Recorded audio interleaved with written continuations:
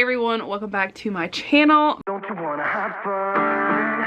Fool around someone. My name's Tamika, and today I am doing another installment in the Summer of Collab series that Izzy and I are doing with a ton of different booktubers. Today we are doing our collab with our friend Heather from Hia Booktubes, and I don't know if you know Heather or not, but I would be shocked if you didn't because we all love Heather very, very much.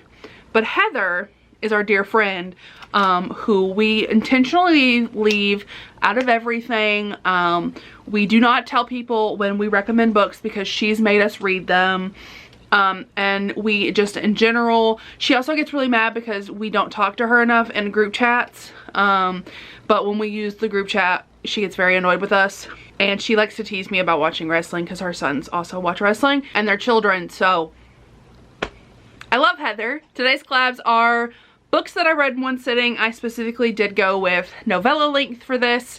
I'm going to try to go relatively quickly to kind of go through these faster than normal, but not necessarily. I mean, they're shorter books, so it's going to go a little bit faster anyway. So let's hop on into it. These are the books that I read in one sitting, and I think you might be able to too. All right, so let's first hop into a series I don't think is going to be shocking to anyone on my channel. Specifically, that series is the Mindfuck series by St. Abby, which is right up my alley and everything that you would think that I would want in a book, and it is. This is the Mindfuck series. The first book is The Risk. The second one is Sabotaged. I think that's what it's called. And this is a serial killer romance. This was a Taboo Book Club book selection. I read this in one sitting. I literally had Alexa read this to me, and I was so addicted to it. I flew right through it. I did not want to stop. I did not want to do anything but consume this book. This is a serial killer who is in love with an FBI profiler. He's studying her cases, and he is trying to find the murderer that's actually her. So it's their relationship, and she's trying to keep this secret of who she actually is. And this series is so addicting, and a lot of people say that book 1 and 2 are like okay, but they're not that great, but the rest of the series is fantastic. I think book 1 and 2 are fantastic. They're absolutely phenomenal. And then even as we get further into the series, it like, I'm already on book 3 and it's getting even better. So like they just keep getting better and better with every single book that comes out, and I just cannot wait to see the conclusion of this because I think it's going to be fantastic. I specifically think you all should read this one because it's dark, it's taboo, it has a lot of elements that I think that a lot of people who watch my channel would really love. We have a lot of, you know, there's a lot of abuse in here because like our heroine does go through a very traumatic event, and we're trying to figure out exactly what happened to her during this book, but it's kind of coming together slowly. So if you're like a thriller reader, romantic suspense, I think this is going to be up your alley, and I think you're going to really like it. Next up we have Don't Tell Me No by Honey Chanel, which yes, it's exactly what you think it is. It is a sapphic light BDSM novella that I just flew through. This has an audiobook in case you needed to know. I adore sapphic books. Don't know if you know this or not. I love gay shit. I don't think I say it enough. I'm kidding. I know I say it enough. This is about a girl whose husband steals a ton of money from her boss, and he ends up selling her to the boss to collect his debt, like to pay off his debt. And for like an entire year, she is her she's her slave of some kind, and she is not allowed to tell her no. So like that's the entire thing, is no matter what I say, no matter what I do, you can't tell me no. They do have a safe word, so like they do have like a situation where they could, if it's too much, she could do that, you know. She's only allowed to have contact with her husband like once a week, and she is mainly in the presence of this woman, and she slowly starts to develop feelings for her. And the woman had already had feelings for her. So we have a bisexual woman and a woman who's queer, who's always had feelings for her, or has always been attracted to her. And this is dirty. I'm just gonna go ahead and tell you, it's dirty. If you're into that, pick it up. Next up we have I Think I Might Need You by Christina C. Jones, which is a black love, beautiful romance between two people who are influencers.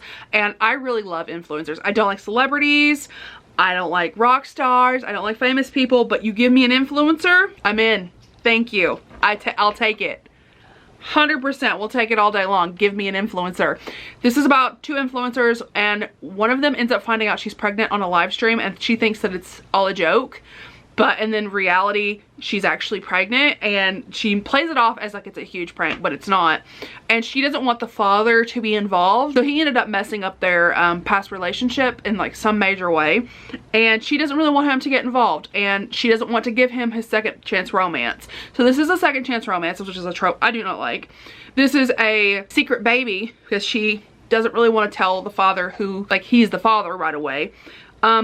But it works so well. There's so much social commentary on parasocial relationships that people have with influencers, because, you know, that just fascinates me, because we feel so oddly connected and so oddly close to people who we watch online, who sit down in front of a camera and talk to a camera, and then we go and watch them and we think that we know who they are, and we know them by their first names, and we know that if they have siblings, and if they are an only child, or like what they like to eat and the things they like to do, and like we know all these really intimate details of someone's life, and we follow them online, but in reality it's a one-way relationship, and they don't actually know who you are, but you know who they are. And it's very fascinating as a creator, and also as someone who watches and consumes media. It's so fascinating because I feel like I know these people that I watch, and I feel like I know who they are, but they have no idea who I am, and that's just like part of it. And I feel like there's a really good commentary on that, and I loved this book. This is my favorite Christina C. Jones,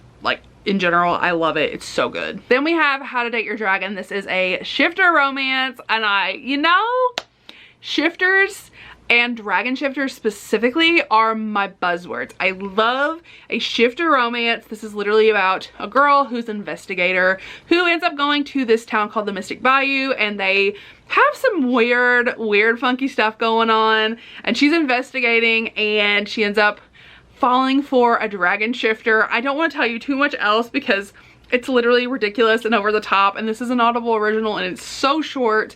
So if you want to check it out, I really highly recommend it because it is just so cute, and I loved it. The shifters play really heavily on like the tropes of like a dragon. He is so protective, and it's just really cute, and I loved it. It was adorable. And this is our group book for the Love in the Night readathon this round. So if you're watching this right before this readathon happens, make sure you go and check that out, because we're excited for it, and I loved it. I read it literally in a sitting. It was so good. The next one is The Horseman of Sleepy Hollow, which is a Sleepy Hollow retelling, and this is a novella as well.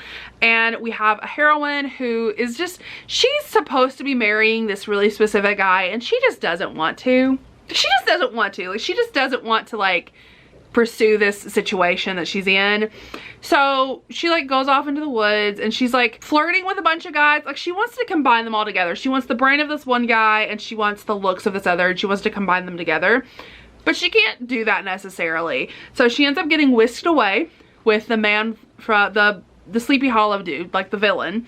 But it turns out he's cursed, and she has to like kind of figure out what happens, and she's taken captive by him, and she can't let anyone know, because that will ruin her reputation. This one's again another one that's like not exactly what it seems, and it's really cute and fast paced. So if you're into Sleepy Hollow, like if it's something you really like, you like that atmosphere, definitely hop into this. I think you'll like it. And then the last one I want to talk about is a horror book that may or may not be up everyone's alley, but that's fine. I just wanted to quickly mention it.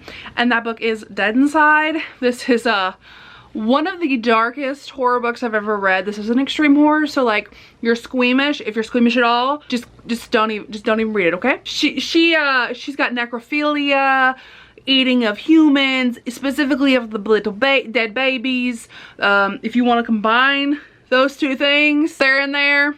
Rape, and like coercion, like assault of some kind. It's a lot, but it is so messed up that it's like, I cannot put this down.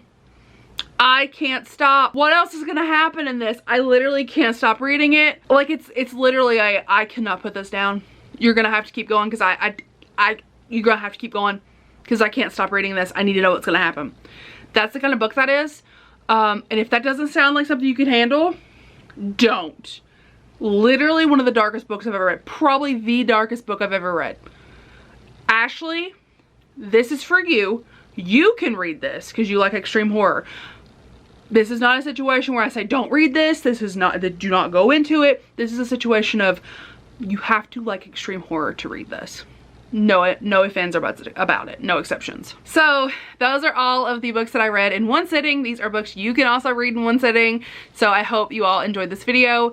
If you are still here, go ahead and leave me a tablet or phone emoji down in the comments. Don't forget to check out my friends in the comments. They will be down there linked with both of their videos, so you can check out Heather and Izzy, who I love very, very much. And I will see you in my next one.